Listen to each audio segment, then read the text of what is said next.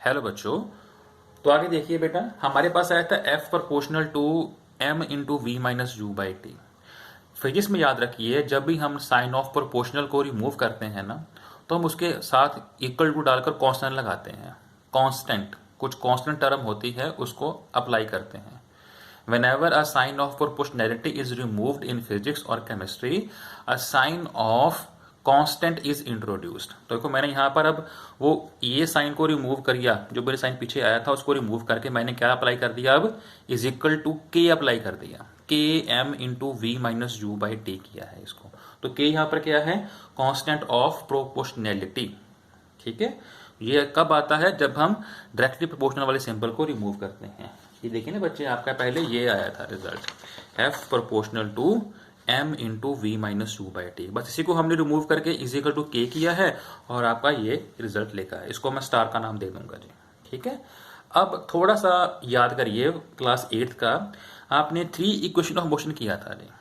ठीक है ना, जिसमें आपके फर्स्ट इक्वेशन क्या आई थी, v is equal to u plus 80। ठीक है, अब इसका मैं अगर u को इधर ले आऊं तो ये बनेगा v minus u is equal to 80। वहां से आप क्या करिए, v minus u by t कर दीजिए, तो किसके इक्वल आ गया, ये a के इक्वल आ गया। यहां से मैंने a निकाला।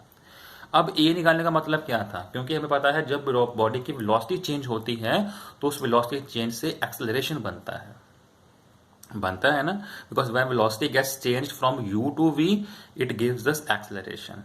तो हमने उसको क्या कर दिया, v minus u by t के प्लेस पे हम a लिखेंगे। Reason being because from the first equation of motion. ये कैसे आया, ये मैंने करके बता दिया आपको यहाँ पर सारा, क्योंकि v is equal to u plus a t हमारी फर्स्ट इक्वेशन ऑफ मोशन थी, तो वहां से हमने a फाइंड कर लिया। u को इधर ले आइए और बाद में उसको डिवाइड कर दीजिए, t से आपका a आ जाएगा। अब ये इस a की वैल्यू यहाँ फिल करिए, तो क्या बनेगा, f is equal to k m a. f is equal to k m a, तो ये आपका नंबर 1 आ गया।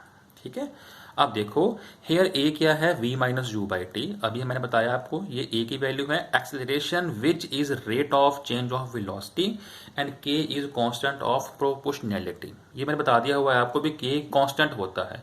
Why it is called constant of proportionality, because proportion मतलब क्या होता है, डायरेक्टली जो प्रोपोर्शन हमारा आया था उसी को रिमूव करके हमने कांस्टेंट लगाया है। ठीक है, और a तो क्या हो रहा है, बिकॉज वेलोसिटी चेंज हो रही है रेट के साथ। Now we know that unit of mass and acceleration are kilogram and metre per second square. So now unit of force is so chosen that the value of constant k becomes 1। अब देखिए यहां आपके पास f is equal to k m a आया है, हमने constant को 1 बनाना है।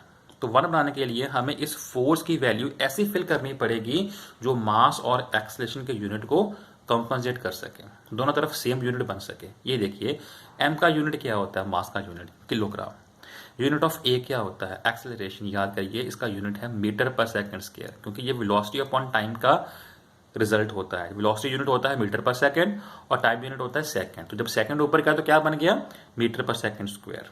ठीक है, इसलिए उसने बोला now the unit of force is so chosen that the unit of the value of constant k becomes 1। हमने k को खत्म करना है, तो k कब खत्म होगा, जब हम उसको 1 पुट करेंगे। So therefore 1 unit of force, तो एक unit of force is the value which produces an acceleration of 1 metre per second square in an object whose mass is 1 kilogram. ठीक है, तो 1 किलोग्राम की बॉडी में 1 मीटर पर सेकंड स्क्वायर की acceleration produce करने के लिए जो 1 यूनिट फोर्स होगी हम उसको अप्लाई करेंगे।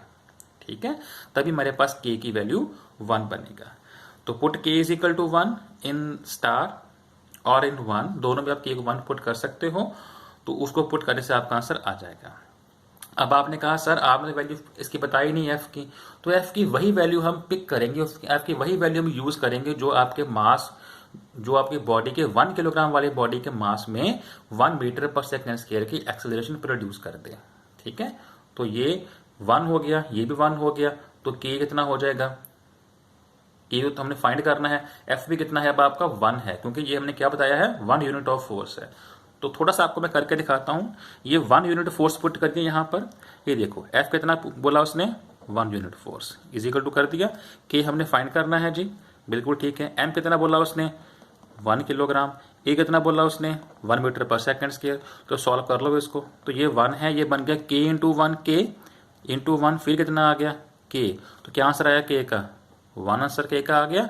तो इस के वाले 1 आंसर को आप यहाँ पर पुट करके रिजल्ट निकाल सकते हो, चाहे उसको पुट करो आप स्टार में, चाहे पुट करो इसको 1 में, आपका answer F is equal to m a बन जाएगा। ये रहा F is equal to m a which prove the second law of motion. तो ये हमारे सेकेंड लॉ का फाइनल रिजल्ट है F is equal to m a. वो बता रहा था आपको जो उसका dp by d t proportional to F है वो उसकी स्टेटमेंट है, F is equal to m a इसका रिजल्ट है कि जब आप अनबैलेंस्ड फोर्स अप्लाई करोगे किसी भी बॉडी में जिसका मास m है तो वो बॉडी एक्सेलरेट करेगी। क्लियर जी।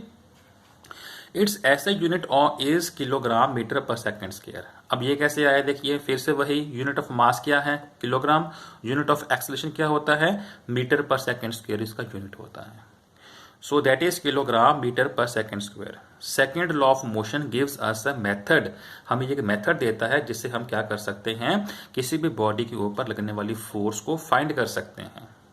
जैसे कि ये देखिए F है, तो अगर किसी बॉडी का मास m है, उसमें एक्सेलरेशन प्रोड्यूस हुई है, तो हम उस बॉडी के ऊपर लगने वाली जो फोर्स है वो फाइंड कर सकते हैं।